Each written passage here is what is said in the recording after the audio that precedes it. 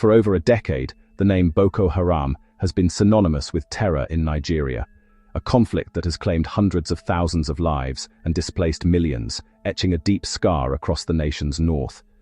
The narrative has often been one of a brutal insurgency against a determined state. But what if that narrative is no longer the full story? What if the very nature of this war is changing right before our eyes, evolving into something more complex, more fragmented, and potentially more dangerous? The battle lines are blurring.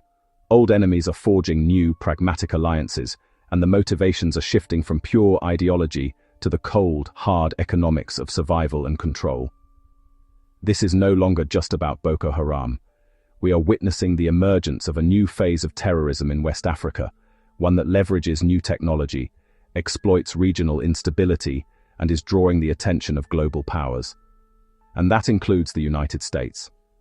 The question is no longer just how to defeat one group, but how to navigate a volatile ecosystem of interconnected threats that stretch far beyond Nigeria's borders. But to understand where this is going, we must first confront an uncomfortable truth about where it has been.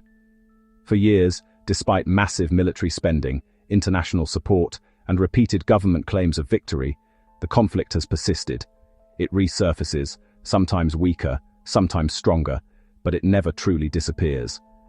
This persistence has led analysts to a troubling conclusion. For some, the war itself has become a lucrative industry, an economy built on chaos. When a state of conflict becomes permanent, defense budgets swell. Emergency funds are released with less oversight. Lucrative contracts for weapons, supplies, and logistics multiply. Reports and investigations have pointed to a shadow economy where corrupt officials, opportunistic contractors, and various middlemen can profit. Inflated contracts, ghost supplies that never arrive, and funds diverted from the very soldiers on the front lines or the displaced people they are meant to protect. For these actors, a decisive peace could be disastrous for business. An end to the fighting would mean an end to the contracts, a reduction in security votes, and a demand for accountability they are not prepared to face. This internal dynamic is crucial because it created an environment where the insurgency could fester and, critically, evolve. It is this backdrop of systemic weakness that has allowed new, more agile groups to take root and flourish. In this special investigation, we will examine the next phase of this conflict. We will show you how the splintering of Boko Haram gave rise to the Islamic State West Africa Province, or ISWAP, a group with a different, more strategic vision. We will explore how these groups are now collaborating with bandit networks, driven more by profit than prophecy. And we will uncover why the United States is now becoming more directly involved and what it means for the future of Nigeria and the entire region. The information we present is based on open-source intelligence, reports from security analysts, and extensive research on the ground. The situation is complex, and the stakes have never been higher. Stay with us. To understand why the conflict in Nigeria persists, we must follow the money and the power. Beyond ideology, the violence is sustained by a complex web of interests that profit from the chaos. For some, insecurity isn't a crisis to be solved, it's a resource to be exploited. At the political level, instability can be a powerful tool. In regions plagued by violence, the democratic process itself can be compromised. Elections might be postponed indefinitely, or their results manipulated under the guise of security concerns, disenfranchising entire populations. The constant threat of attack allows for the justification of emergency powers, concentrating authority and sidelining oversight. Some political actors, according to analysts, leverage the climate of fear to discredit opponents, rally sympathy votes, and ultimately maintain control. As long as citizens are focused on day-to-day survival, they are far less likely to demand accountability or good governance. This creates a perverse incentive to manage the conflict rather than resolve it. Then there is the shadow economy that thrives in lawless areas. Groups like ISWAP and Boko Haram do not operate in isolation. They are the largest players in a vast illicit marketplace, relying on a network of local collaborators and criminal syndicates. These networks include sophisticated arms traffickers who move weapons across porous borders, fuel smugglers who divert subsidized resources for immense profit, and ruthless kidnapping rings that have turned human life into a commodity.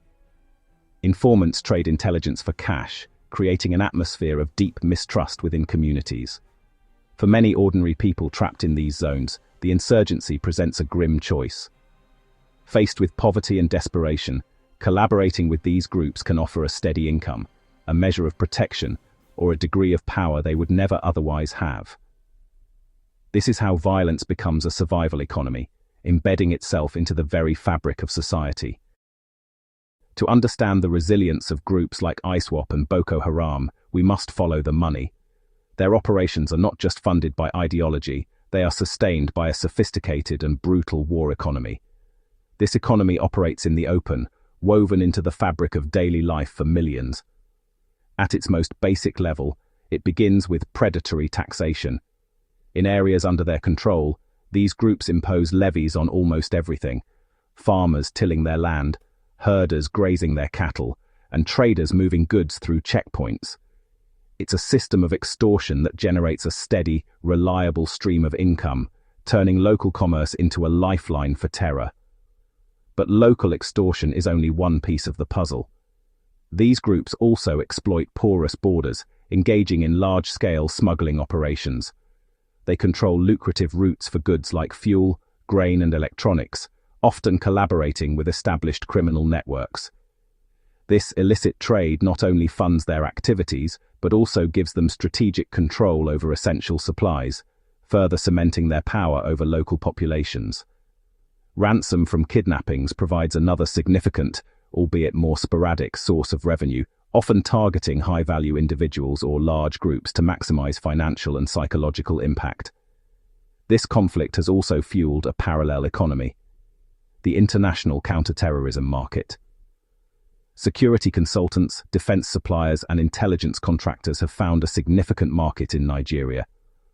While international assistance is often crucial, analysts note that the global security industry can inadvertently benefit from protracted conflicts. Contracts for arms, surveillance technology, and training programs represent billions of dollars. This creates a complex dynamic where the very tools meant to end the violence also form part of a vast economic ecosystem that, in some ways, depends on its continuation.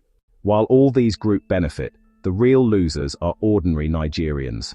Farmers who can't farm, children who can't go to school, families stuck in IDP camps, youth forced into crime or extremism.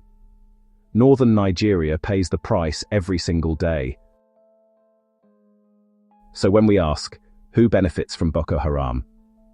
The answer is painful but clear: these who profit from chaos, fear, and silence. Real peace will only come when corruption is tackled, poverty is addressed, communities are empowered, and accountability becomes non-negotiable. Urgency and opacity create opportunities for corruption. The impact is devastating. Soldiers lack equipment, food, and morale. States of emergency open special funds with less scrutiny. This is the hidden story of the Boko Haram insurgency. While a hidden network profits, ordinary people pay the price. Who in your community benefits when things fall apart? If this video opened your eyes, like, share, and subscribe. Drop your thoughts in comments because silence helps the beneficiaries of insecurity.